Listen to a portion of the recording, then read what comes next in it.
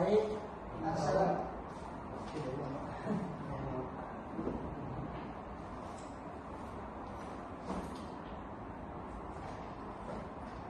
Baik, assalamualaikum warahmatullahi wabarakatuh. Waalaikumsalam warahmatullahi wabarakatuh. Bagaimana kabarnya ada semua? Baik. Apakah sudah sarapan semuanya? Sudah, Pak. Baik, sebelumnya kita akan memperkenalkan diri Bapak dulu. Yang pertama, perkenalkan nama Bapak Romi Syafiq Kurniawan dengan NIM 2330101192 dari kelas PED. Baik, apa yang tahu materi kita dulu apa? Makanan halal dan haram. Apa itu makanan yang halal dan haram? Makanan yang dibolehkan, yang dibolehkan oleh agama, Pak. Baik. Apa jenis-jenis makanan dan minuman yang halal dan haram? Hewan darat, hewan laut, nabati. Baik. Sekarang kita masuk ke materi baru yaitu tentang hadas dan najis serta cara menyucikannya. Di sini ada 4 tujuan kepada kita pada hari ini. Yang pertama adalah peserta didik mampu menganalisis pengertian hadas dan najis. Yang kedua, peserta didik mampu menganalisis macam-macam hadas dan najis serta menyucikannya. Dan yang ketiga, peserta didik mampu memahami perbedaan hadas dan najis serta benda yang diharapkan keharusan najis.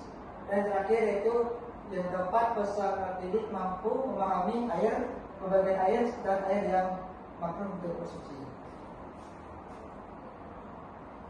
Kita bahas tentang pengertian hadas. Hadas menurut bahasa adalah suatu perkara yang baru.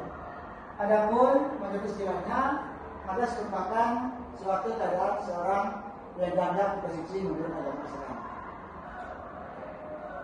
Selanjutnya ada macam-macam hadas.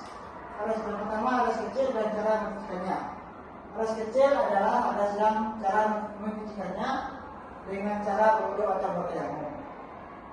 Yang B, hadas besar dan cara menyucikannya, yaitu hadas besar adalah keadaan tidak suci pada diri seorang muslim karena sebab-sebab tertentu. Cara mencucikannya dengan hadas besar adalah dengan cara mandi besar atau mandi wajib. Mandi wajib untuk menghilangkan hadas besar disebut dengan mandi janabah. Selanjutnya, saya bacakan yang perbedaan hadas dan najis. Silakan bacakan perbedaan hadas dan najis. Itu yang A, hadas. Pertama itu keadaan tidak suci pada tubuh, tidak terlihat secara nyata, disucikan dengan wudhu atau mandi wajib berkaitan dengan ibadah. Najis yaitu kotoran yang menempel dan pada benda atau tubuh, biasanya terlihat atau dapat dirasakan, disucikan dengan menghilangkan najis berkaitan dengan kebersihan benda dan tempat. Baik, terima kasih. Jadi apakah paham mengerti Bapak? Paham. Bapak lanjut.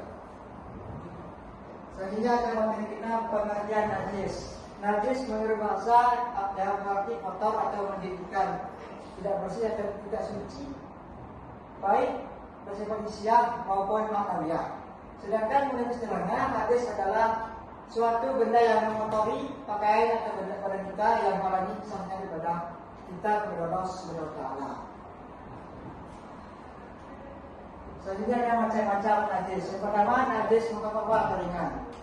Najis muka ini adalah najis yang diringankan, seperti alergi bayi laki-laki dan perempuan yang belum pernah makan sesuatu kecuali nasi atau susu. Cara mencucikannya cukup dengan memasukkan air ke bagian yang bertemu dengan najis sampai bersih. Contohnya bayi laki-laki itu bermuncul bapak mengenai bayi laki-laki. Bayi laki-laki itu sudah diberi ASI dan dia mengunjungi bapak. Makanya bapak buru-buru ke toilet untuk membersihkan dengan cara memasukkan air ke dalam baju bapak. Nah, selanjutnya ada najis mutawasito atau najis sedang. Yang mana najis mutawasito ini merupakan najis yang berada di tengah-tengah antara najis muka dan muka. Cara menyucikannya adalah dengan cara dibilas dengan air bersih sehingga hilang semua sifat, bau, warna dan rupanya. Yang ketiga ada najis Yang ketiga adalah najis menghalazah atau najis gelap. Najis mughallazah ini adalah najis yang diperberat seperti anjing dan babi. Cara menyucikannya lebih dulu menghilangkan wujud benda najis itu. Kemudian dicuci dengan air bersih sebanyak 7 kali dan salah satunya dicampur dengan debu.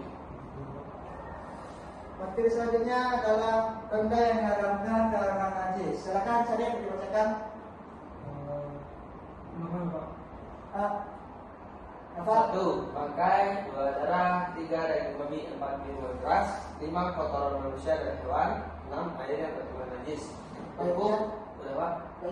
Jadi saya bacakan yang Saya mau nampak ya Pak? Hah? Nampak. 4. Nama yang dilanjutkan. Hukum memakan atau memakai benda najis. Dalam Islam menggunakan atau memakai benda najis hukumnya haram karena dapat 1. Mengotori tubuh dan pakaian, menghalangi sahnya ibadah, 3. Membahayakan kesehatan, 4. Bertentangan dengan syariat Islam. Contoh, memakan makanan bercampur najis. Haram memakai pakaian terkena najis untuk sholat, dan sholat menjadi tidak sah. Baik. Sebelum kita masuk ke materi selanjutnya, alangkah baiknya kita SBD dulu. Ayo berdiri semuanya.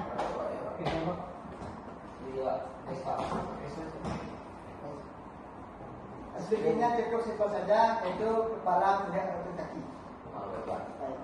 Baik, kita mulai 1, 2, 3. Kepala, pundak, lutut, kaki, lutut, kaki. Terus, dapat. Baik, selanjutnya adalah air dan pembagiannya atau taruh dengan air. Yang A, pembagian air dalam fikih. Yang pertama ada al-mutlaq. Air suci ini, air mutlaq ini adalah air yang suci dan menyucikan. Contohnya adalah air hujan, air sumur, air sungai dan air laut. Hukumnya yaitu boleh digunakan untuk bersuci. Yang kedua air musyamas, yaitu air yang dipanaskan matahari dalam wadah logam. Hukumnya suci, menyucikan tetapi makruh digunakan pada badan. Yang ketiga air mustakmal, yaitu air bekas dipakai bersuci. Hukumnya adalah suci tetapi tidak menyucikan. Yang keempat adalah air mutanajis, yaitu air yang terkena najis. Hukumnya tidak suci dan tidak menyucikan. Baik. Selanjutnya ada ukuran 2 kula atau perbandingan mazhab.